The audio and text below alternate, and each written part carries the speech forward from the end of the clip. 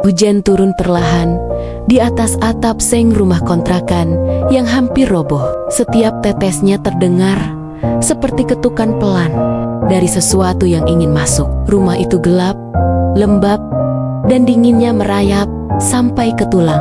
Di dalamnya, sepasang suami istri duduk diam, terpisah oleh jarak yang lebih luas daripada ukuran ruangan itu sendiri. Suami menatap lantai tanah dengan mata kosong. Surat tagihan kontrakan tergeletak di samping kakinya. Sudah kusut, seperti harga dirinya. Nafasnya berat. Di luar, suara orang tertawa terdengar samar, tapi di telinganya itu terdengar seperti ejekan. Istri berdiri di dekat dapur kecil, memegang panci kosong. Perutnya lapar, tapi hatinya lebih perih. Ia menoleh ke suaminya, ingin bicara, tapi kata-kata selalu kalah oleh rasa takut. Di warung kopi pinggir jalan, di bawah lampu temaram, suami mendengar bisikan tentang pesugihan babi ngepet. Kata demi kata menancap di kepalanya seperti paku, tentang orang miskin yang mendadak kaya, tentang harga yang harus dibayar. Malam itu, suami pulang dengan langkah berbeda, lebih berat, lebih gelap. Ia tidak memeluk istrinya seperti biasa. Matanya terlihat asing, seolah membawa pulang sesuatu selain tubuhnya. Perjalanan ke gunung dimulai sebelum subuh. Kabut tebal menelan jalan setapak. Pepohonan berdiri seperti bayangan manusia yang mengintai. Setiap langkahnya disertai perasaan seolah ada yang mengikuti dari belakang. Gubuk dukun berdiri di tengah hutan. Bau dupa bercampur amis menusuk hidung. Di sudut ruangan, suami melihat bayangan besar bergerak di dinding seperti moncong babi, lalu menghilang. Dukun menyerahkan amalan dengan suara datar. Matanya tidak berkedip. Ia menyebut satu syarat, lilin penjaga nyawa. Jika api bergerak, nyawa suami sedang diperebutkan sesuatu dari alam lain. Saat suami mengaku pada istrinya, wajah perempuan itu langsung pucat. Tangannya gemetar, air mata jatuh tanpa suara. Tapi suaminya bersikeras, katanya, ini satu-satunya jalan. Malam pertama ritual. Kamar kecil dikunci dari dalam. Istri duduk di luar, menyalakan lilin. Api kecil itu menyala, tapi cahayanya terasa dingin, tidak hangat sama sekali. Saat api lilin berkedip, dinding rumah seperti bergerak pelan. Bayangan di sudut ruangan tampak lebih panjang dari seharusnya. Istri menelan ludah, mencoba terus berdoa.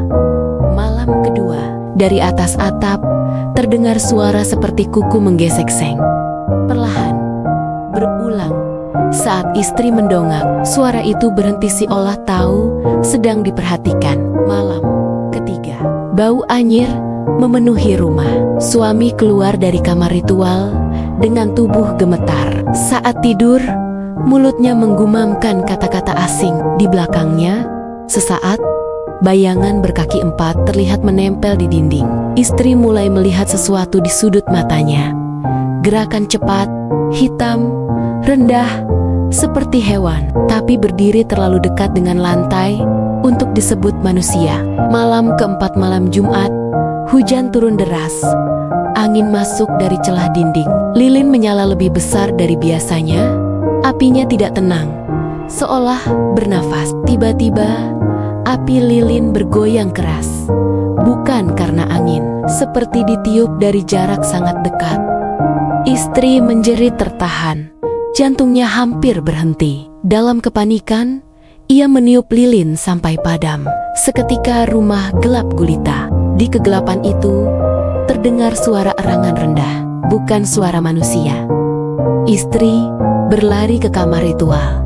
Pintu terbuka. Suaminya masih duduk membaca amalan, tapi suaranya berubah lebih berat, lebih dalam, seperti bercampur suara lain. Di belakang suaminya, sesosok bayangan muncul. Tubuhnya besar, membungkuk, berkaki empat. Matanya merah menyala, moncongnya panjang, setengah babi, setengah sesuatu yang tidak seharusnya ada. Bayangan itu bergerak mendekat, seolah mencium udara. Istri jatuh berlutut, menangis keras, memeluk suaminya sambil memohon agar ritual dihentikan. Saat amalan dihentikan, bayangan itu menjerit tanpa suara. Dinding bergetar, bau amis semakin kuat. Lalu makhluk itu perlahan mundur ke sudut gelap dan menghilang. Suami roboh, tubuhnya lemas, nafasnya tersengal. Ia menangis, menyadari bahwa nyawanya hampir diambil. Amalan itu disobek, ritual dihentikan selamanya. Sejak malam itu, mereka hidup miskin seperti semula. Tapi lilin tidak pernah dinyalakan lagi. Kamar ritual dikunci, tak pernah dibuka. Namun kadang, saat hujan turun dan angin berdesir, istri masih mendengar suara kuku di atap. Dan ia tahu tidak semua yang dipanggil benar-benar pergi.